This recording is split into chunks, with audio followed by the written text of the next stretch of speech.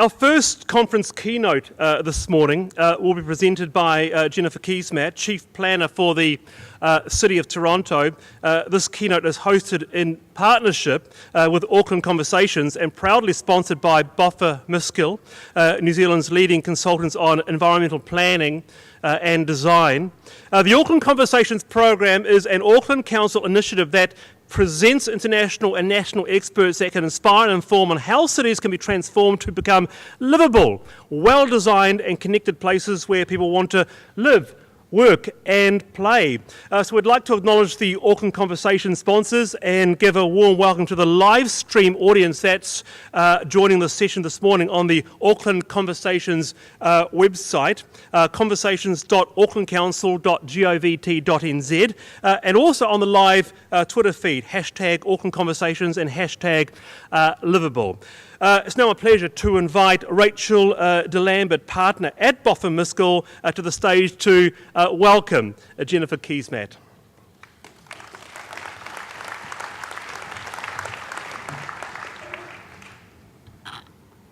We have to do that height challenge thing. Ludo and I will be about level pegging. Sorry, had to do it. Kia ora tātou, and thank you, Wallace, my Sunday morning friend. Boffa Miskell's really very pleased to be part in bringing Jennifer Keesmaat to Auckland and to the RMLA Livable Conference. Jennifer's a planner and urban designer, and she's a perfect fit for the themes of the conference, and I think that you're all in for a real treat in terms of her presentation this morning.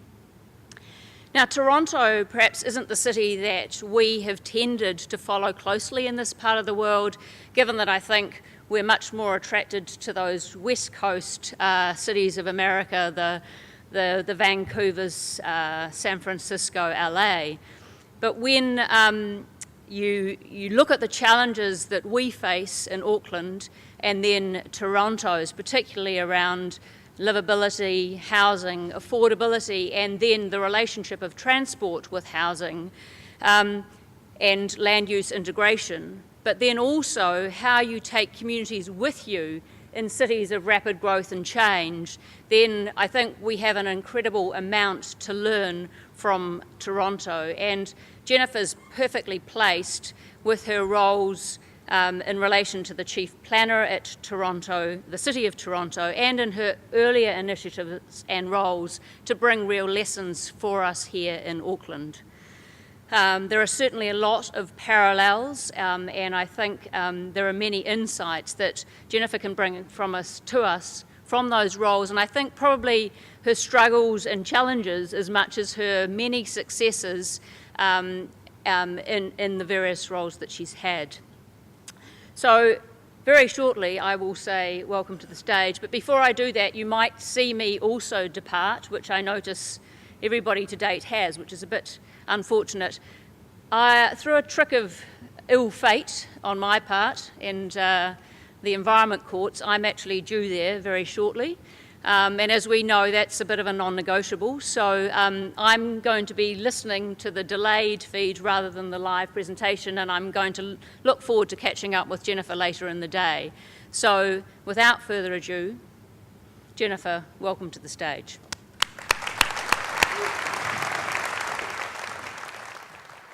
Thank you, Rachel. Thank you so much, Rachel. It is absolutely thrilling to be here. And I have to tell you that when I got off the plane, of course, the first thing I did was went for a walk up Queen Street. And I popped in this little store, and there was a map. And on this map, they had, in fact, flipped the world around. And so instead of being on the bottom of the globe, New Zealand and Australia were on the top of the globe. And I have to tell you that I stared at this map for a very long time because it was really discombobulating to see the world flip the other way. And of course, we all know the Earth is round and there's no top and there's no bottom. But of course, this idea that I'm not at the bottom of the world, but as I stand in front of you at the top of the world is a very powerful one. So it's thrilling to be here in New Zealand with you at the top of the world. I'm going to have to buy that map and take it home for my kids to give them a little bit of perspective. I'm going to talk to you today about Toronto. And I'm going to talk to you about Toronto because there are things that are happening in Toronto that might have something to say of relevance to what's happening here in Auckland. And I say this in part because the comments from your mayor as an introduction made it abundantly clear that there are a tremendous number of similarities. The way we're changing, the way we're growing, in fact, are very similar. So what I'd like to do, trusting that my slides will appear, is begin by telling you a little bit about some of the transformation that's happening in the City of Toronto. Of course, it's always a good thing to talk about what you know, and so I am going to focus on the transformations that we see in our city as they might be relevant in order to provide some fodder for the conversation that I'm going to have with Ludo after the presentation. Are the slides coming up there? There we go. Very much like Auckland, one of the things that we've learned in Toronto over the course of the past decade is that we're popular. We're in fact doing some things right. I heard that you're growing by 50,000 people on an annual basis. We're actually growing by 100,000 people on an annual basis, and all the constraints that come along with that. As we grow and change, one of the things we're committed to doing is becoming something fundamentally different than what we were. Our goal as we grow is to become more livable, to become more sustainable, to use the growth and the opportunities that we see that come with growth to become a fundamentally transformed place. This is a slide of our city. Our city, like yours, is an amalgamated region. 15 years ago, we were 7 cities. Now we're 1 city. This area is 613 square kilometers, to give you a sense of scale. And right in the very center, there's 17 square kilometers that are, in fact, the most urban part of the city, the downtown core. And that part of the city is growing 4 times faster than the rest of the city. And this is important because what we've seen is that it's the most urban part of the city that is, in fact, as a result of the transition that we've been going through, becoming the most attractive part of the city to transform. Now, of course, downtowns are in vogue all across North America, and you could argue across the world, but in fact, none have grown at the same scale that we're growing in downtown Toronto. And you can just imagine all the infrastructure problems, because you're facing some of them here, that come with this rapid growth. So whereas currently there's approximately 250,000 people living in the downtown, we're projecting that in another 20 years' time, there'll be 475,000 people living just in that 17 square kilometers within the context of a 600 square kilometer city. So one of our challenges is how we spread the growth out, and I'll talk a little bit about that. In addition, this is our employment hub. 51% of the national GDP is actually generated in this 17 square kilometers, and over 500,000 jobs are also in this core, projected to be 750,000 jobs within another 20-year period. So we're packing a tremendous amount of intensity into this core. Now, this is as a result of an intentional shift. This is an outcome of planning policy. This is a result of trying to do things differently, to become something different from that very suburban typology that exists across the city. So you can see in the bottom bar here, the City of Toronto's overall growth. Now you can see in the second bar, downtown's growth. And you see that in the last decade, we've been attracting the growth into our most urban areas. Now, the third bar at the top of the screen is the most suburban part of our region, and you can see an enormous decline in that suburban growth. And I'll tell you why that is in a minute. But there's a fundamental question that every city must confront. You cannot grow out and grow up and offer a high quality of life. If you're going to be adding more people and you're going to be adding more cars, your environmental footprint will only get larger. Your quality of life will only decline as the long commute becomes a part of everyday life. So driving growth into existing built-up areas is about livability. It's also about affordability because it's pretty expensive to drive everywhere as opposed to walking and cycling. So this is a critical question that cities must struggle with. And one of the transformations that has taken place over the past 15 years in Toronto is that we are now primarily building multiples, higher density housing. We're building very little suburban sprawl. That's why we see that shift on that graph. Almost 90% of the new housing in 2016, 90% was multiples, condos and apartments, as opposed to single family homes. This is about reducing our congestion. This is about becoming a more sustainable city. This is about long-term livability and affordability, embracing a new kind of built form that creates an opportunity to live with a smaller environmental footprint and a stronger sense of community. So our skyline is changing. It's becoming denser. This is what the downtown looked like just 10 years ago. And this is what it looks like today. This is the transformation, and I'll go back so you can see that again, in just one decade. And in the next decade, this transformation is going to happen again. And the question becomes, as we become denser, can our quality of life go up? Can affordability go up? And it can if we get the big moves and the smaller moves right.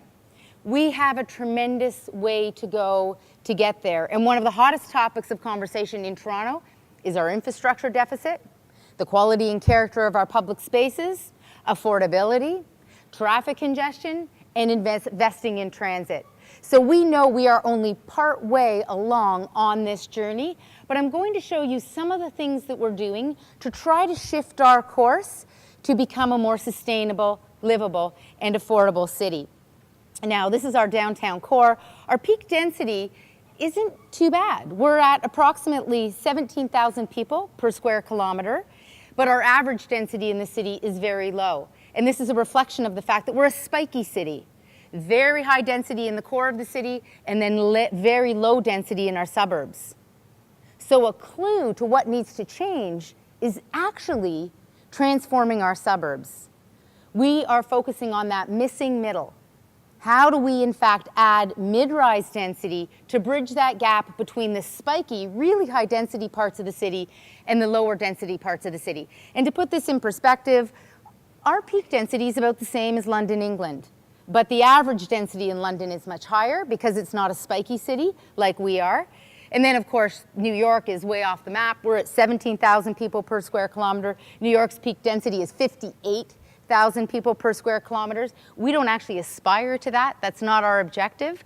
But the average density is approximately 10,000 people per square kilometers, which is actually a very reasonable amount of density. And remember, there's all kinds of great benefits that come with this level of density, including the opportunity to do a whole variety of things within walking distance of home. You only get that from density, having that critical mass that allows people to live in relatively small communities, but also to have a really sophisticated transit network that allows you to get anywhere to anywhere on transit that only exists when you start getting these higher densities, because otherwise you just can't get the frequency of service, or you can't get the price to provide that frequency of service that makes transit a true option. So when we're looking at intensifying our city, we're driving our growth to our main transit corridors, and I'll show you a little bit about what that looks like. So we see ourselves at a moment where we have a real massive convergence taking place at the highest policy level and at the detailed precinct planning level that is allowing us to turn the city into something better, to make it something different from what it has been in the past. And we have to start at the highest level. We have been, for the past 30 years, sprawling outwards. 10 years ago, our provincial government brought in our Green Belt Plan. This is 1 million hectares of land that has been protected as agricultural land. We copied on a big scale what Portland, Oregon did 40 years ago on a small scale. We put a greenbelt in place. And the objective of the greenbelt was to shift land economics in such a way that we are now driving growth into our existing built-up areas. This is really important. You do not get intensification on a significant scale unless you limit what's happening on the edges of the city. You can't grow out and up at the same time. You can't suck and blow.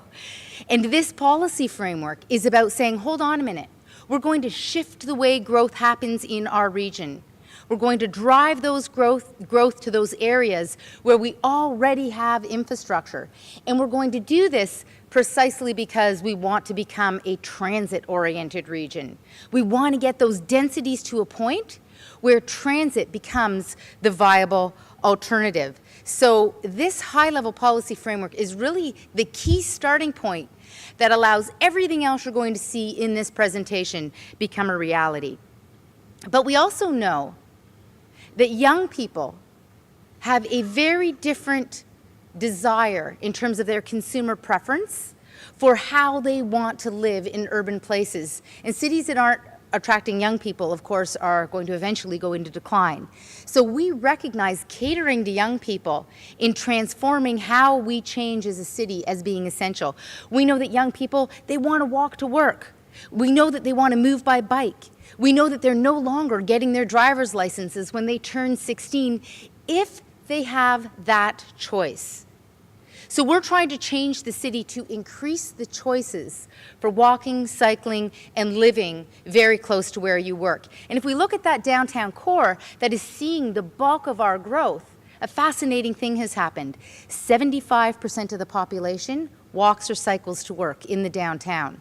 This is fabulous from a sustainability perspective, but also from a quality of life and an affordability perspective, because these young people do not need to own a car. They do not need to pay for parking. They do not need insurance. They do not need gas. They pay a little bit more for a smaller space in the core as a trade-off for a higher quality of life and a more sustainable way of living. But we've also discovered that across the city as a whole, even in our suburban areas, that people want complete communities. They want the option to do a variety of things within walking distance of home. Pembina Institute is an organization that conducts research in Canada, and they put out a survey and they asked, would you be willing to trade off a smaller home with a smaller yard in exchange for being within walking distance to shopping, the doctor, the dentist, transit, and or a larger yard, a larger home, but you don't have those amenities within walking distance at a lower price point. 86% in fact chose walking. This is really important data that gives us an input into focusing on creating those complete communities by transforming our traditional suburbs. So this is our urban structure plan, and this is a really important part of the narrative that is driving the transformation that you're going to see in the upcoming slides. The downtown core is the mustard yellow piece that you see. The linear areas that are shown as brown are our avenues. Those are areas where we are adding mid-rise development as a way of increasing the mix of uses and the density in the traditional car-oriented suburbs, but they also correspond to our rapid transit corridors. So we are directing our growth to our main transit corridors because as we grow, we don't want to add cars. We simply do not have the road capacity to add more cars. In fact, we want to take away capacity for cars and add it for pedestrians and cyclists. And this is a critical part of our vision of becoming a more livable, sustainable, and affordable city. So this is a little bit what that looks like. This is along a highway and a subway corridor. It's about adding green sidewalks. This is right in the heart of our suburbs in our city. We are adding mid-rise development. This project is under development today. It's about adding a critical mass of housing around our main transit corridors in a green environment that is pedestrian-oriented, that gives people the choice of living without a car. We recognize that affordability isn't an outcome of great urbanism, although it is necessary to it. And this is a really important point because the world over, we face a great risk that as we create great cities, they increasingly become more and more exclusive. They become playgrounds for the rich. This is happening in my city. We're seeing global capital from all over the world landing in our city. And this is driving up housing prices and creating a risk that people who live and work in the city cannot afford housing in the city. There's only one way, in my experience, to address this, and it's by having intentional policy that seeks to create a city for all. It's about being explicit at the outset that our cities will be places not just for tourists, but will be places where people can live and work and, in particular, raise a family. And in the next slide, as I walk through some examples of changes that we've made, I'll talk about what some of those intentional policy mechanisms are. Because just investing in public space will not make your city inclusive. Investing in great transit will, in fact, drive housing prices up. It will make your city more exclusive. If that's not the goal, then thinking about affordability and policy measures to drive affordability is critical. Now, let me be clear, we have not solved this in Toronto, but there's a variety of things that we're doing to ensure that we're adding affordable housing, and we're seeking to become more and more aggressive as we do that. The first key move that we're making is urbanizing our avenues, and this is about embracing the mid-rise city. So going back to that map, it's those brown areas on this map, those linear corridors when we can add linear neighborhoods that we are currently transforming. This is the built form typology. We have mid-rise guidelines to drive this typology. Our goal is to create great pedestrian environments. So we don't want these buildings to be too tall, because we need sunlight on the sidewalks. We need Main Street retail so that they function as part of an existing neighborhood. These are all projects that are either built or currently under construction in the city. This is an example of that mid-rise typology being added right in the heart of our suburbs. But it can take a lot of different forms. This is another example of gentle intensification. You can see that the taller forms have been pushed into the center of the block. And this is another example, and this is one of my favorite examples because it conforms directly to our mid-rise guidelines. You can see the higher stories step back. That is to ensure that we maintain the sunlight on the sidewalk. But what you can also see in this slide, that this is a new building in a built form that is in a state of transformation. Look at the buildings to the east and the buildings to the west. They have yet to transform to adopt this mid-rise typology. This is about adding a new form in an environment where it doesn't yet exist. And this is another great slide that shows the city in a state of evolution. Adding more housing density. This is a streetcar corridor in the city. Now, this is a suburban corridor, which I like to call Anywhere USA, although it's Anywhere Toronto, because these wide arterial roads, I suspect you've got a few of them here in Auckland as well, that in fact are faced with a tremendous amount of surface parking. They too can become something fundamentally different. So the example here I'm going to show you is a corridor that is 22 kilometers long, running right through the heart of the city. Not all of it looks like this typology, which is very suburban, and some of it is more urban. But the big move on this corridor is to add LRT. So we are currently building out 22 kilometers of LRT right through the heart of the city. But we're also transforming the street, adding cycling lanes, widened sidewalks, and green infrastructure along the streetscape, and then also adding a mid-rise typology along the corridor. Now, this is the suburbs. This is about transforming the suburbs to become walkable, linear neighborhoods with new levels of density. Remember that slide that I showed you of the Greenbelt Plan? This isn't possible without the Greenbelt Plan. The Greenbelt policy framework directs growth into our existing areas. In the absence of the plan, there's no incentive to not do the easy thing, because the easy thing is to keep sprawling outward, to continue building suburbs and greenfields. This is actually a little bit trickier and involves public investment like LRT. But because of that larger policy framework, we can deliver on this new vision. And this is the same typology, but where the LRT is below grade. It's below grade for 11 kilometers. This is that same area. This is the built form framework that has been approved by City Council, and the streetscape is currently under construction today. It's a far cry from that highway typology that it is today. And this is how we are seeking to become a more livable city. Now, this is that entire corridor right through the heart of the city. The public investment is the LRT, the new streetscape, the new sidewalks, the cycling infrastructure. It has been followed by an astronomical level of private investment. 17,000 residential units are proposed along this corridor. And you know what's so powerful? Many of those projects will have their parking requirements forgiven. No parking. Because the people who live along this corridor will not need to own a car. So we're adding population density without adding more cars. We're adding population density in the places where we can provide transportation choice.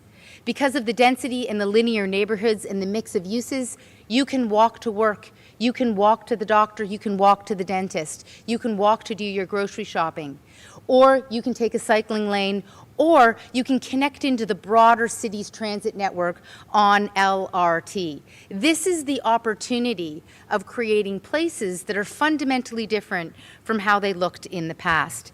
This is another example, Dufferin Avenue. You can see here that there's many strip malls. This too is right in the heart of our suburbs. And you can see here, what I like about this slide is you can see how it's right up against single-family homes. To the bottom side of those slides, those are all single-family homes. Currently, if you live in one of those homes, you get in your car to do everything because you must. You really don't have a lot of choices. But urbanizing the avenue is about providing choice within walking distance of home and adding new housing typologies along the corridor.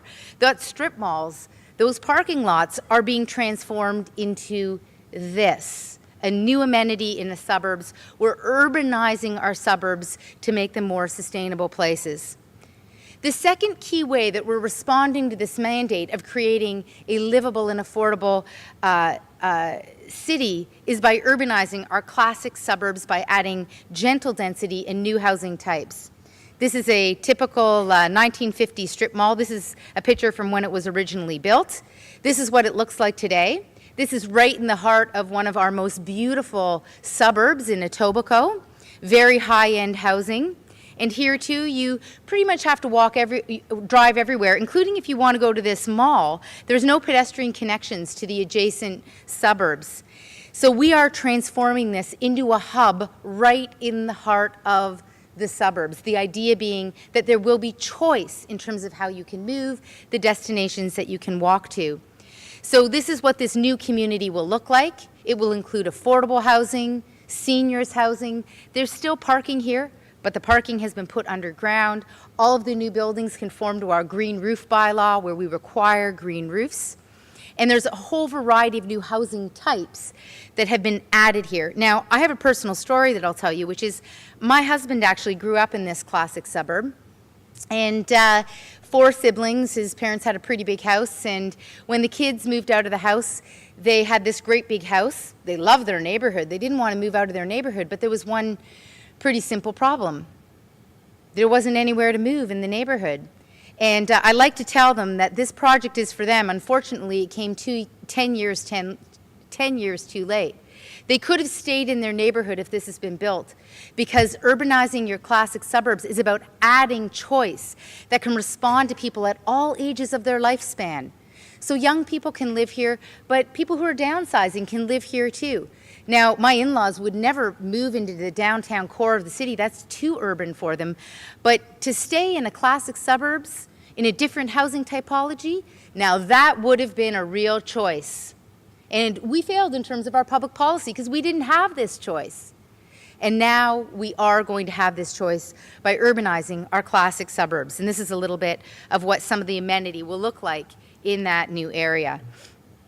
The third way that we're responding to livability is about detailed precinct planning, ensuring that the promise materializes. It's one thing to say that we're going to densify the city, and then it's another to actually get the mix of uses right in such a way that this is a really high quality of life. In fact, for many people, one of the reasons why they don't actually like density is because there's so many high density projects in our cities that are not well done. The design detail compromises walkability, sustainability, and quality of life. So on a brownfield site in our downtown core, very close to our waterfront, we have a precinct called the West Donlands. And for 30 years, almost my whole life, this has just been a brownfield with some old neglected heritage buildings. Well, we've protected those heritage buildings and we've created a precinct plan. And as a result of hosting the Pan Am Games in 2015, we fast-tracked the building out of this neighborhood. Now, what's important about this neighborhood is it's about a 10-minute walk to the downtown. We've required that 20% of all the units are affordable units. We've also added student housing. We've added university uses. We've added housing for our First Nations communities and servicing for our First Nations community. But we've also added market housing. So this is a true, complete, mixed-use community with a really high-quality public realm that becomes really the hook that all of these different uses hang on. This is in fact what it looks like today. You can see there's a couple more parcels that are now under construction, and there's 2 more parcels that have just been released by the province for 720 new affordable housing units. Leveraging provincially owned lands and precincts where we've done our master planning for affordable housing, requiring 20% affordable housing is a key way that we're delivering on our mandate for new affordable precincts. And this is what the street level condition looks like. This is what the quality of the public realm looks like. This is a little bit different from the old model 20, 30 years ago where we created clusters of affordable housing and we didn't mix it with market housing and where we didn't focus on a really high quality public realm. The objective here is to ensure that the high quality public realm actually creates gathering places for social interaction in the community. But we're also really preoccupied with ensuring that families can live in these dense urban places. We've just completed a study called Growing Up Vertical, which is all about raising families in high-rise and mid-rise communities. We worked with architects, interior designers, and we focused on really 3 scales: getting the unit design right, the building right, but also the neighborhood right. So this precinct has one of the best children's parks in the city. Why? Because we want to make living in vertical communities a first choice for families. We don't want to force families into environments where they have to have a long commute that compromises family life. We want families, we want parents to have the opportunity to drop children off in the daycare in their building and then to walk 5 or 10 minutes to work, so that they can walk back to the daycare if they've got a sick kid, or they can walk home at lunchtime to visit their child and then walk back to work. This is the dream that we can offer in vertical communities. Today, many families get pushed way out into the suburbs to find housing that's affordable, and they end up compromising time with their family. Why? Because they're sitting in a car for 45 minutes each way. We're stealing their time from their children.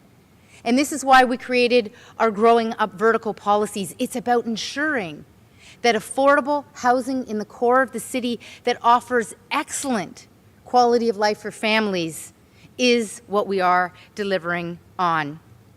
We're also focusing on strategic, site-specific infill. Now, I don't even know if this is a challenge in New Zealand, but in the 50s, in Toronto, we did build some higher density housing in our suburbs. And it's Tower in the Park. The assumption was that people would drive everywhere. This housing very quickly became very poor quality housing. In fact, this housing is frequently where many immigrants will go because the housing is cheap. And it's cheap because it's disconnected from any kind of amenity or urban vibrancy, and it's also typically disconnected from transit. So we're thinking very carefully about how we can add transit, but also transform this housing into being a high quality form of housing. There's over 2,000 of these apartment towers in the Toronto region, home to over 1 million people. And this is affordable housing in Toronto. So the question becomes, how do we ensure this is high quality housing? We have a dream that every immigrant coming into our city within 1 generation is a part of the middle class. We don't really have a significant problem with multi-generational poverty that you see in some countries that are also high receptacles for immigrants. About 50% of Torontonians are foreign born. And within 1 generation, most of those immigrant families actually have a university education and are absorbed into the professional class. That is a critical part of our democracy and of the Canadian dream. But improving this housing and ensuring that we make it easier to integrate into Canadian society through access to libraries, access to transit, that provides access to jobs and education, is one of the key challenges that we're trying to solve.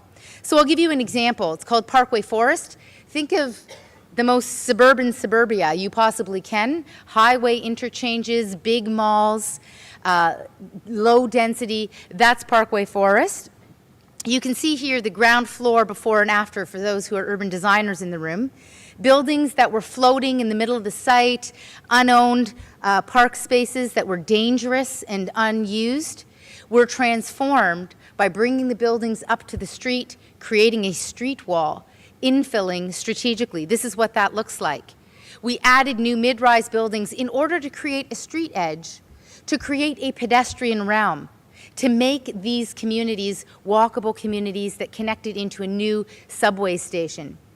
Also adding buildings that allowed for a mixture of uses. These buildings at the edge of the street can have not-for-profit agencies, grocery stores, a whole variety of amenities that didn't exist within walking distance before. You had to own a car if you lived in this suburban environment. And this is what the infill looks like. Keeping the existing affordable rental housing, adding new housing that can create a clear and legible pedestrian realm. Now, we wanted to figure out a way to draw pedestrians into the site, and so we created a public art installation. These are beacons by Douglas Coupland, the writer of Generation X. He does a lot of public art competitions in the city of Toronto, and the beacons create a legible pedestrian realm within the heart of this new community. And they start at the transit corner and they lead and terminate at a new school, a new community center, and a new pool. This was all about creating spaces where pedestrians belonged in an area where previously it wasn't clear that pedestrians belonged, and quite frankly, people didn't walk because it was dangerous. So new streets with buildings with eyes on the street, new housing forms, so adding market housing where there had only been rental housing before, and also making it very clear that there is a high quality pedestrian realm and what the pedestrian realm is before. Whereas before there were just a lot of grassy knolls that no one used, but also focusing on those amenities for children and new buildings. The building that you see in the background is a new building. The building on the right is an existing apartment building. New buildings with market housing adjacent to affordable housing. Affordable housing, I think, is what you would call state housing here. And we used a policy mechanism, which we call Section 37. The developer was required, in exchange for this new density, to give us monies as a city that were then used to revitalize the existing state housing or the existing affordable housing. So in this project, housing that had previously been in a state of disrepair, in fact, became revitalized as well. It's a win, win, win. And of course, a new community center that everyone could share. Both those living in affordable and those living in market housing can come together in this new community facility. Another example of a large-scale revitalization, hundreds and hundreds of acres right in the heart of the city. This too, state housing that was highly problematic, no street grid, orphaned public spaces, no mixed uses, It was very difficult for people to buy groceries who lived in this community, even though it was in the heart of downtown Toronto. We've fundamentally transformed this area by adding new street blocks and adding new uses. This is what it looked like before. This is the exact same corner I'm about to show you. This is what it looks like today. This is on a streetcar line. Now there's a grocery store. There is a mixture of affordable or state as well as social housing, as well as market housing. Mixing up these uses to provide new affordable housing and to provide amenity and a mixed-use community. And here's an example of what the first phase looks like that you can see a little bit to the left of the screen. The third phase is at the top of the screen, which hasn't changed yet, and you can see that there's a mixture of building typologies, adding in a high-quality public realm. The area to the south is now a massive park and community center that's already been built out. But creating a legible pedestrian realm, making it very clear that people are welcome and belong in this community, spaces where people can engage with one another, is a key part of the vision of creating these new mixed-use, high-density communities. Investing in our public realm, creating quality public space for public life. The Bentway is a project right in the heart of our downtown, whereby we've taken a super highway structure, which we, for many generations, had a massive fight in the city about whether it should stay up or whether it should come down. Under the many generations of city council, in order to appease suburban voters, it has, in fact, continued to stay up. And in the end, we've decided to work with it. You can see here new communities in the heart of downtown. All of these communities, you can see the population density that's been added. This is within about a 10 square kilometer area. And right in the heart, dividing this community, is this expressway. And so the question became, how do we provide a new amenity for the community and link these neighborhoods together, providing linear access to the core of the city? And the core of the city is right where you see the Sky Dome on the right side of the screen. So this is what that highway infrastructure looks like. We've built up the neighborhoods right adjacent to this highway infrastructure, which is very well used. We're turning it into a dynamic new public space. We've created a new community trust, and it will be a multi-season programmed space that also acts as a linear parkway. What we're trying to do here is take some of the mistakes of the past and actually manipulate them and transform them to become something good, to link together areas of the city that are divided by using this infrastructure in new ways. And we've kind of called these orphaned spaces that we're transforming to link together and connect the city. And this is what the space will look like in the winter. And this space was initiated by a $25 million private sector donation that was matched by a $10 million donation by the city, and it will be open within 6 months' time. We're also investing in waterfront parks, as you are, thinking very carefully about the amenity of the waterfront as being something fundamentally new in the city as we transition from an industrial waterfront to a complete mixed community. We've kept some of our industrial uses. That's a sugar refinery that you see with a blue roof. The area that you see in the foreground is now Sugar Beach. This is what Sugar Beach looks like. One of the things that we've celebrated is the bumping up of the industrial uses with the public amenities and the public uses.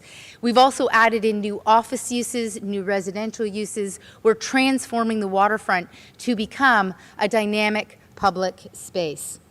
This is our wave deck park, and the wave deck is about extending out the public realm to cantilever over the piers to add public space in areas where pedestrians currently get squeezed.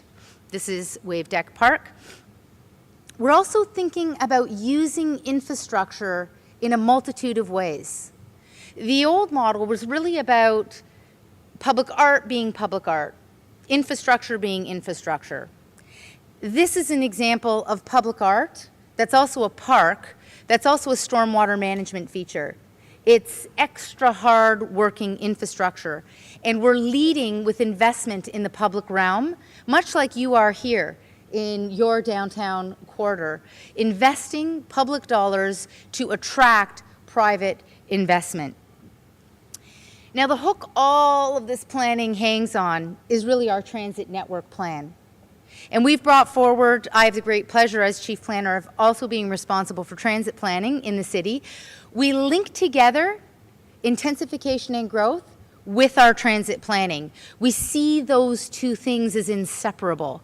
If we want to add people but we don't want to add cars, we have to add the density to where transit is or where we're putting transit. And this isn't just about one transit line, it's about a transit network. Just like you create a network for vehicles, transit riders should be able to get anywhere to anywhere in the city on transit using one transfer. We call it the one transfer trip. The idea that you can travel in an L anywhere in the city if you have a network. So what you see here on the screen is the rapid transit network. We are adding a whole variety of different technologies. We're building subways and planning two new subways. We're building 22 kilometers of LRT, but we also have 4 more LRT projects: Waterfront LRT, Eglinton East, Eglinton West. Finch LRT is LRT in our suburbs. We're also adding BRT.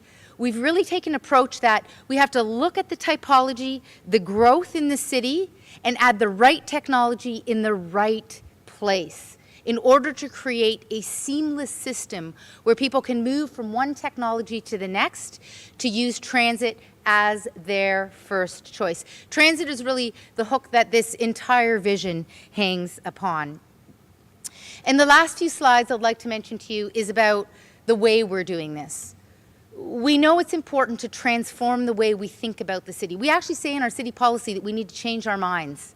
If we're going to change the city, we need to change our minds. We need to think differently about the city. We say in our policy framework that our goal is to move people, not cars. That's a big new way of thinking in our city, which is primarily suburban. So we've embraced a whole variety of mechanisms to transform the discourse in order to transform the city. We have a whole initiative called Growing Conversations, which might be a bit like your Auckland conversations.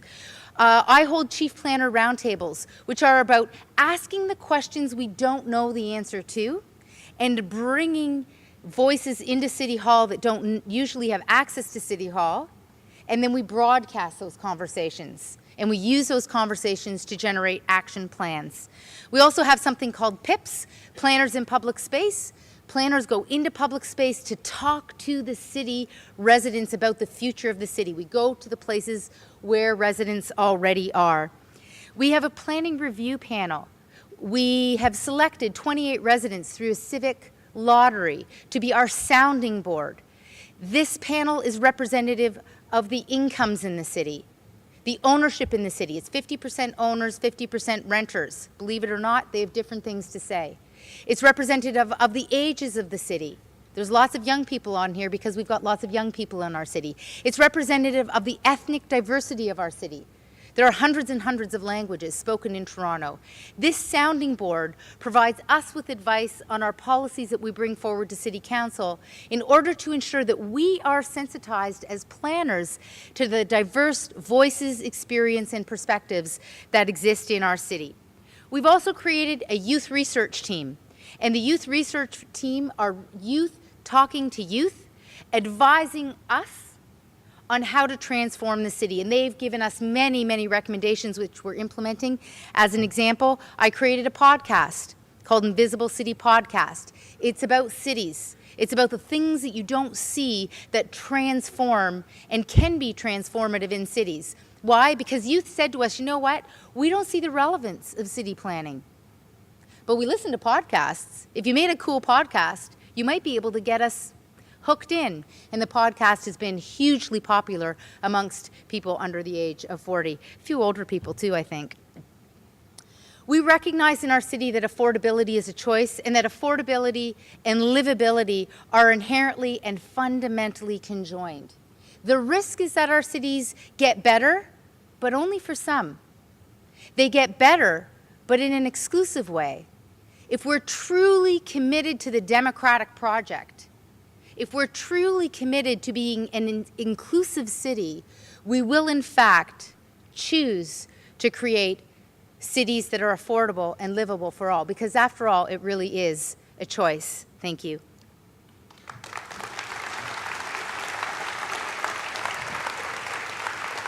Absolutely inspiring. A big round of applause for Jennifer Keesmaat.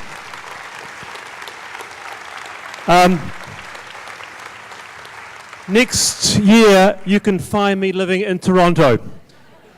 Honestly, the wave bridge, fantastic. Now, right now we are really running out of time really fast. So I'm just wondering, who reckons we can squeeze 5 or 10 minutes out of coffee break to keep going with Jennifer? You reckon? Yep. Because this is our one and only chance. So I'm going to introduce now Ludo Campbell-Reid. He needs no introduction. Ludo Campbell-Reid is Design Champion, General Manager of the Auckland Design Office at Auckland Council. And among his achievements, he worked on the transformation of London's Canary Wharf, and in 2003 was shortlisted for the London Planning Awards in the category of Best Sector Planner. So he's going to be hosting a small Q&A. Ludo, welcome to the podium, and big round of applause for Ludo here.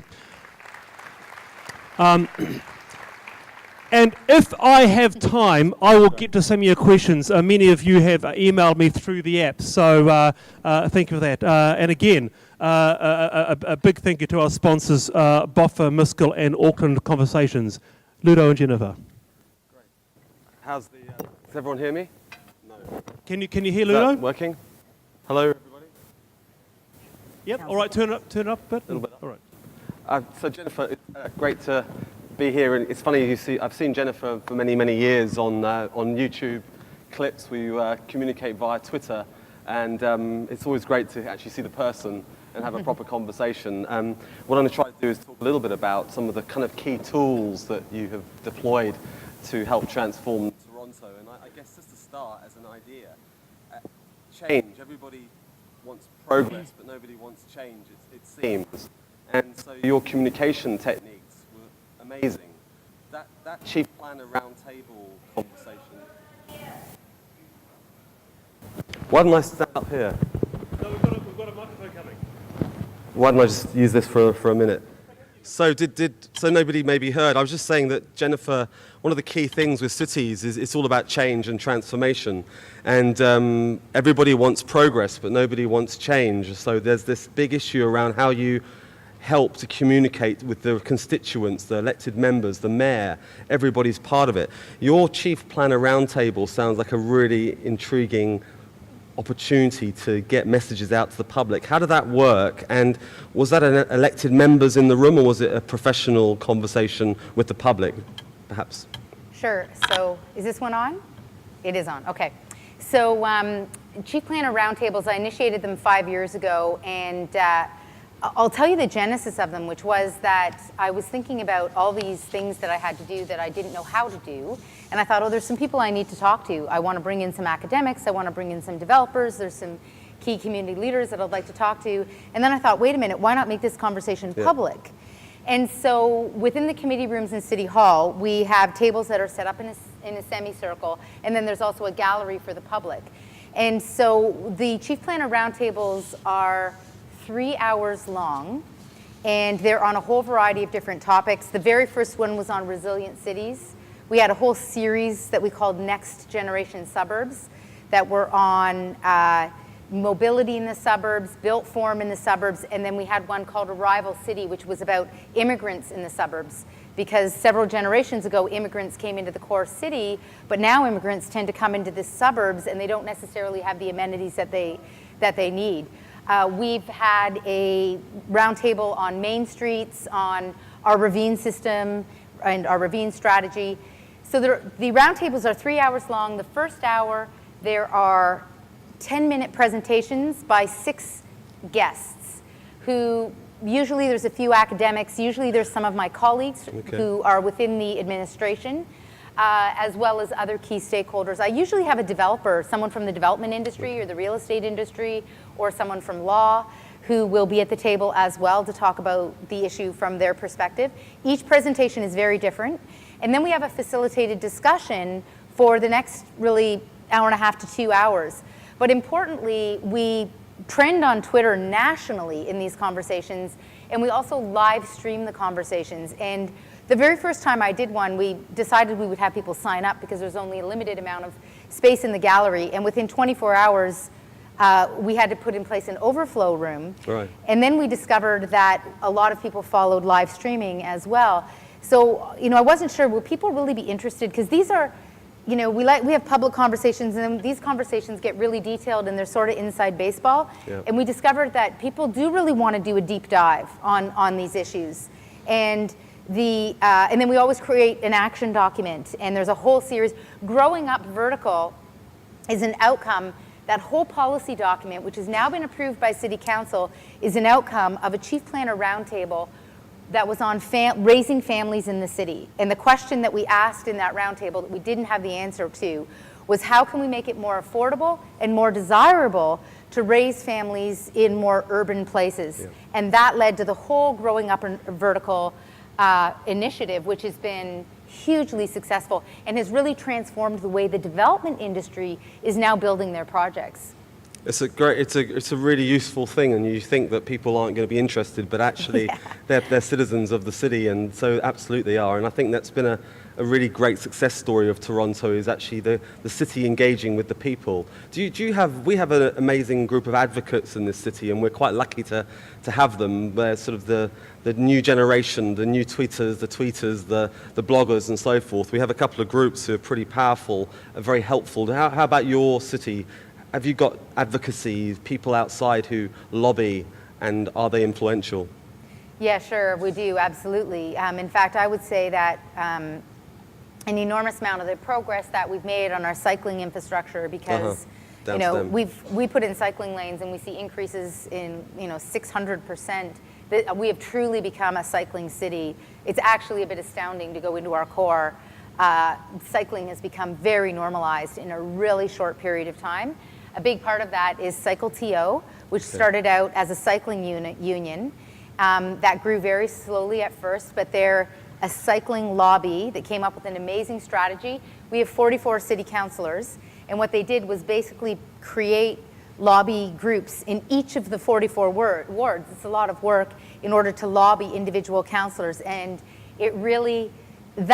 I worked really closely with them on our messaging, because one of the big things that we wanted to transform the message around was that cycling was seen as being kind of this thing that radical people did and recreational people did, but it wasn't really a form of transportation. And so the key messaging that we worked on was making it really clear that in the 21st century city, cycling is a form of transportation. And if it's a form of transportation, first of all, make it safe, and secondly, make it a real choice. And until it's a real choice, people won't do it because it's not safe. And the minute you make it a real choice, the evidence is conclusive around the world, people will choose it. Do you have, I should know this, I don't, mandatory helmet laws for your bicycling? Because Jeanette's always told us, there's safety. It's such a hot topic. Yeah. We don't, except for children, under 14. So that makes a lot of sense, So anyway, we'll move on. But it's interesting when you listen to people like Jennifer, we do know what to do. Most cities should know by now. There's Twitter, there's Google Maps, there's Google Images. We have been inundated with good ideas. The key question is how, and the Mayor talked about funding, and I think that's one of the critical challenges for Auckland, and Wallace and the team have been talking about this earlier. How are we going to fund some of the things that we need to do? If you think about London, it built its underground when its population was 1 million. We're 50 years after that conversation and now trying to retrofit a city. How have you, if you don't, just a couple of key mechanisms for funding outside of the rates? So this has been a big debate in Toronto, and it's very, very contentious.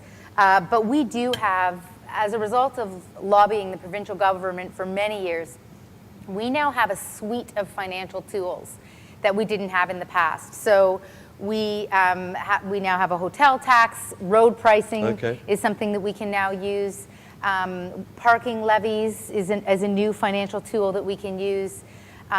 We have a mechanism that I mentioned briefly called Section 37, whereby it's section in our Planning Act where we negotiate with developers for an exchange and uplift in zoning. We take back monies in order to build infrastructure.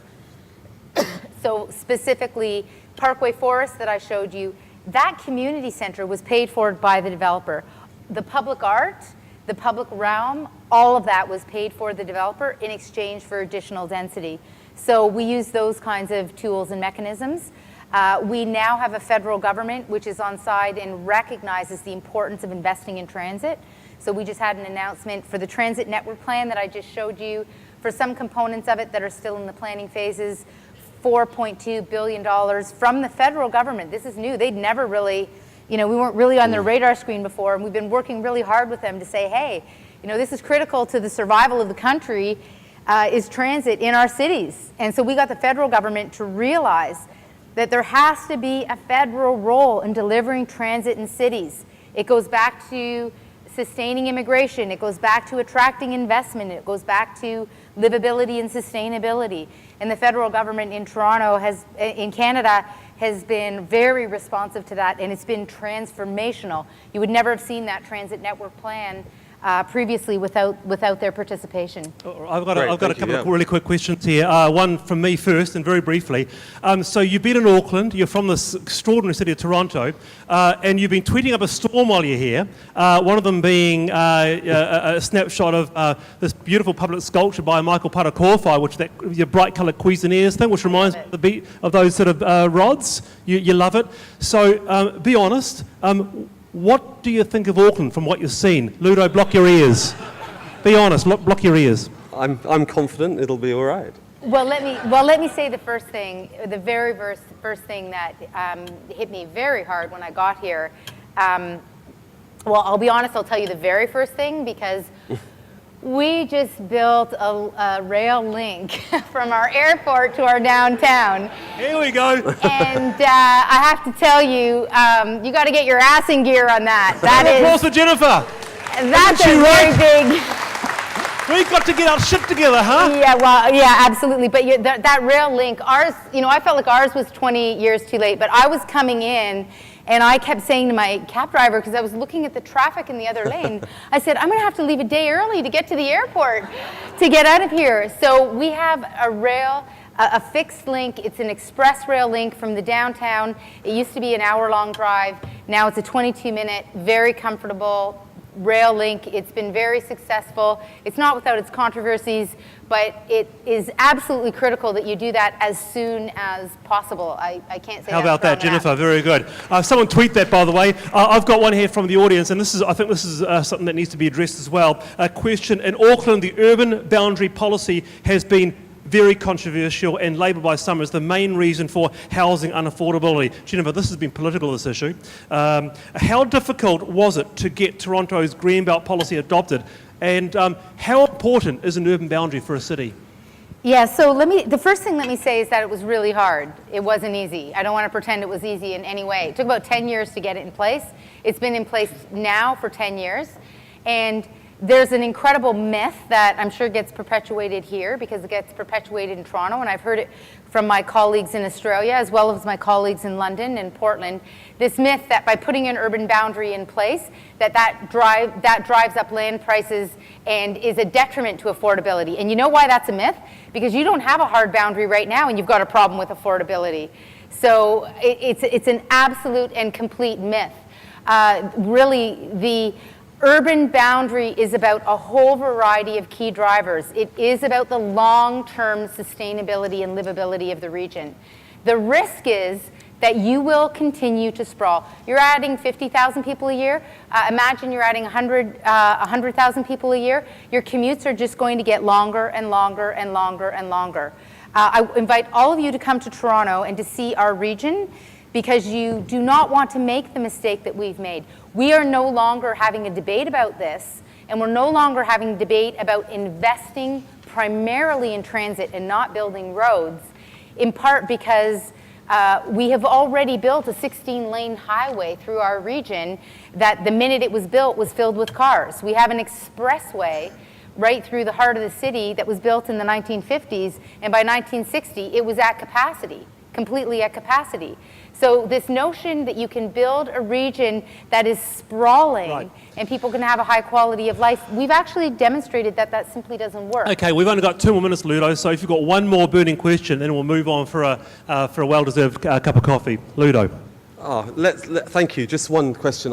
We talk a lot about cities for people, and we do this all the time, and every transport guidance document, every manual says it's all about people, yet we continue to build cities that are not for people. What are your successes and learnings in Toronto around how to shift that paradigm? Because it is a paradigm shift. It's a really quite a fundamental behaviour change. What are the kind of couple of key ingredients?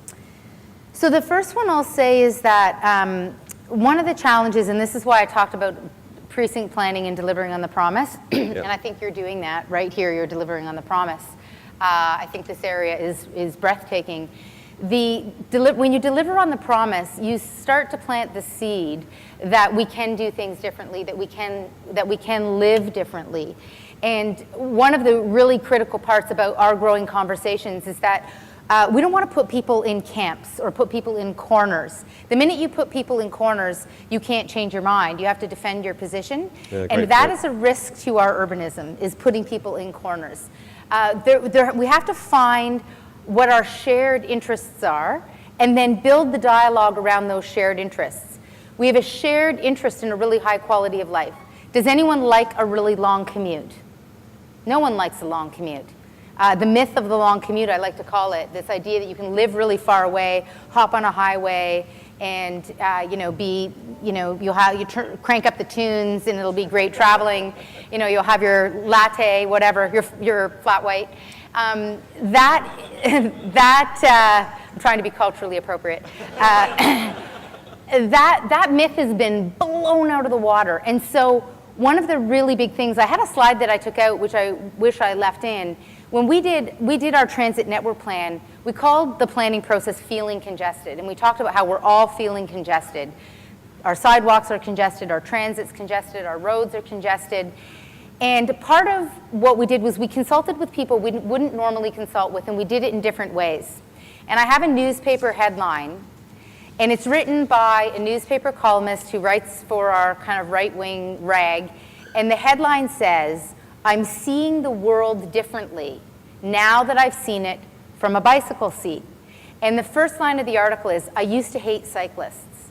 And then the second is, "But all that has changed now that I've seen the world from a bicycle seat." And what I love about this article is that that was the goal of the consultations. The goal was to say, hey, can we think about the city in a different way that is going to serve all of us and be in all of our interests?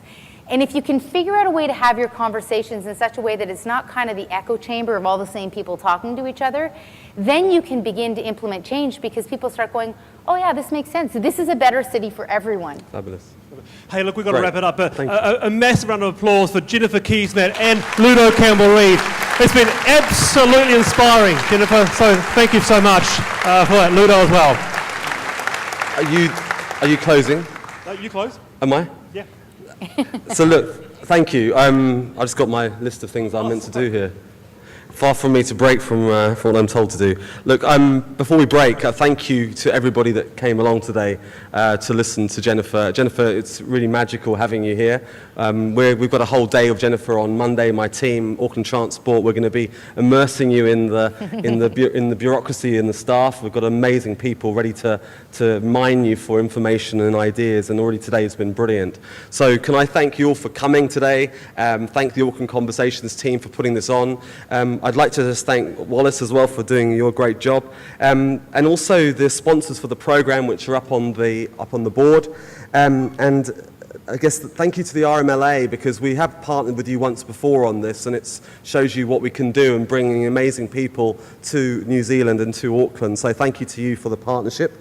Last but not least, Boffa who are sort of in a way our team's sort of partners in crime in this changing city. And I want to shout out to Rachel and the team, and Stuart and John Potter and the guys who really are our partners. So thank you everybody, and Jennifer, would everyone give her another round of applause?